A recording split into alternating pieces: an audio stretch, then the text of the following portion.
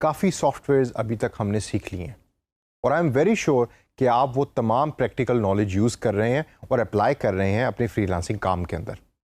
लेकिन इन तमाम सॉफ्टवेयर्स और प्लेटफॉर्म्स के अलावा एक ऐसी चीज़ भी डिजिटल मार्केटियर बनने के लिए ज़रूरी है कि जिसके अंदर कोई सॉफ्टवेयर या प्लेटफॉर्म सीखना ज़रूरी नहीं, बल्कि दिमाग का होना और टाइपिंग स्किल्स का होना ज़रूरी है। इसको हम कहते हैं development of A digital marketing plan. Freelancing websites के ऊपर डिजिटल मार्केटिंग प्लान डेवलपमेंट की काफ़ी जॉब्स अवेलेबल हैं, लेकिन ये जॉब्स जो हैं ये किसी भी अरे गहरे डिजिटल मार्केटिंग के लिए नहीं। जब आप एक professional well experience digital marketeer बन जाते हैं तो फिर आप दूसरी कंपनीज के लिए प्लान लिखना शुरू करते हैं। ज़रूरी नहीं कि फ्रीलांसिंग के लिए या फ्रीलांसिंग की वेबसाइट यूज़ करके आप इंटरनेशनल क्लाइंट के लिए डिजिटल मार्केटिंग प्लान बनाएं। हो सकता है कि ये प्लान आपसे कोई लोकल रेस्टोरेंट वाला या लोकल ऑनलाइन बिजनेस वाला भी डिमांड करे और आपको कहे कि भाई आपके पास डिजिटल मार्केटिंग का एक्सपीरियंस भी है और आपको डिफरेंट टूल्स भी आते हैं, तो ज़रा आप काइंडली हमारी कंपनी के लिए प्लान तो बनाएं। तो फिर आपको ये डिजिटल मार्केटिंग प्लान जो कि एक पर्टिकुलर डॉक्यूमेंट की फॉर्म में होता है वो बनाना पड़ता है। लेकिन ये डिजिटल मार्केटिंग प्लान बनता क्या है, इसके कौन कौन से कंटेंट्स होते हैं और इसमें क्या क्या चीज़ें होती हैं, ये तमाम चीज़ें हम अगले कुछ सेशंस के अंदर सीखेंगे। इस सेशन के अंदर मैं आपको ये बताऊंगा कि what actually digital marketing plan is और आपको इसको यूज़ क्यों करना होता है। सबसे पहले आसान तरीके से अगर मैं आपको सिखाने की कोशिश करूं तो digital marketing plan is just a document के जिसके अंदर आप मार्केटिंग जो डिजिटल तरीके से आपने करनी है उसका प्लान अपने क्लाइंट को दे रहे होते हैं। अब इसके अंदर क्या क्या चीज़ें शामिल होती हैं ये हम डिटेल में अगले सेशन में पढ़ेंगे, लेकिन ये पूरे का पूरा प्लान 4 डिफरेंट चीज़ों के इर्द गिर्द घूम रहा होता है। Number 1 goals and objectives, number 2 research, number 3 strategies and tactics और नंबर 4 कंट्रोल एंड इंप्लीमेंटेशन। अब अगर हम इसको इंडिविजुअली तौर पे देखें तो गोल्स एंड ऑब्जेक्टिव्स के अंदर आप अपनी क्लाइंट के लिए या उस बंदे के लिए जिसके लिए डिजिटल मार्केटिंग प्लान बना रहे हैं वो तमाम गोल्स और ऑब्जेक्टिव्स लिखते हैं जो एक मार्केटिंग कैंपेन ने अचीव करने हैं।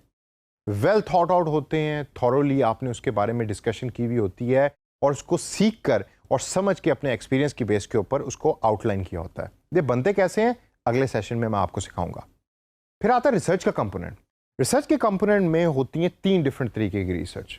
Number 1 customer research, number 2 competitor research, जी हाँ, जो कंपनी आपकी कंपटीशन में है उसकी भी रिसर्च आपने करनी होती है, और नंबर 3 मार्केट रिसर्च की जेनेरिकली मार्केट में क्या हो रहा है, ये भी डीएम प्लान यानी कि डिजिटल मार्केटिंग प्लान का हिस्सा होती हैं।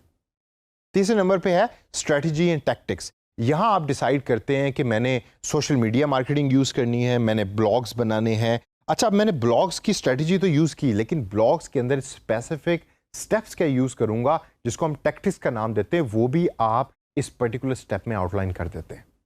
और लास्ट के अंदर आता है कंट्रोल एंड इम्प्लीमेंटेशन, जिसके अंदर आपने गोल्स भी बता दिए और आपने डिफरेंट प्लेटफॉर्म्स के बारे में भी बता दिया, और अब आपने एक मैकेनिज्म डिसाइड कर लिया कि जिसके थ्रू आपने डिजिटल मार्केटिंग प्लान को या डिजिटल मार्केटिंग को कंट्रोल करना है और उसके बाद इंप्लीमेंट करके उसका रिव्यू करना है। ये होता है लास्ट पार्ट उस पर्टिकुलर रिपोर्ट का जो आप बना के अपने क्लाइंट को देते हैं। तो दोस्तों ये तो चंद बिल्कुल ओवरव्यू था कि डिजिटल मार्केटिंग प्लान के अंदर क्या क्या चीज़ें शामिल होती हैं।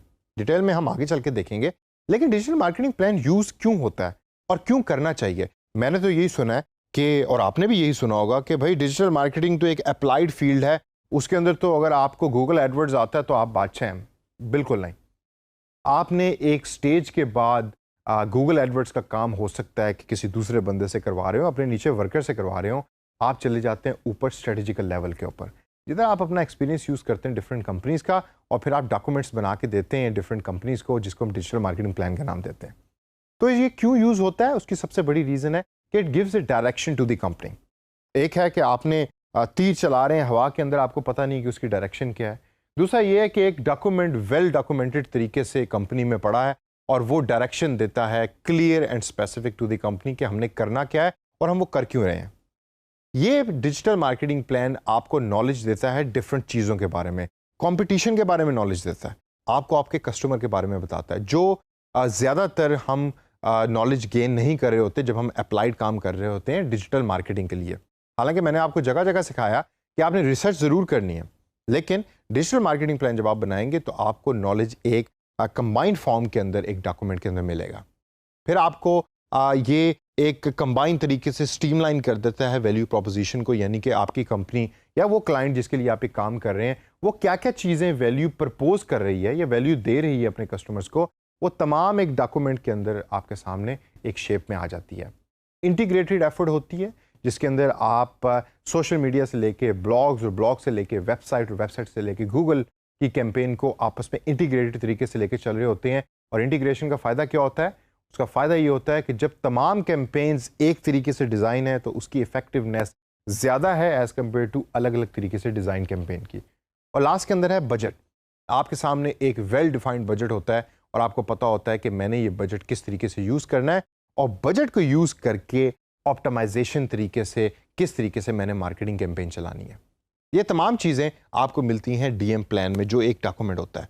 इसलिए मैंने स्टार्ट में आपको कहा था कि डीएम प्लान बनाने के लिए सॉफ्टवेयर की स्किल या प्लेटफॉर्म की स्किल ज़रूरी नहीं है। इसके लिए आपको दिमाग चाहिए, आपको एक्सपीरियंस चाहिए और आपको राइटिंग स्किल्स चाहिए। तो दोस्तों, ये था generic overview of A digital marketing plan. अब आगे चल के सेशंस के अंदर मैं इसको ब्रेक करूंगा और डॉक्यूमेंट के डिफरेंट सेक्शंस को डिटेल के अंदर डिस्कस करूंगा। तो मेरे साथ रहिए।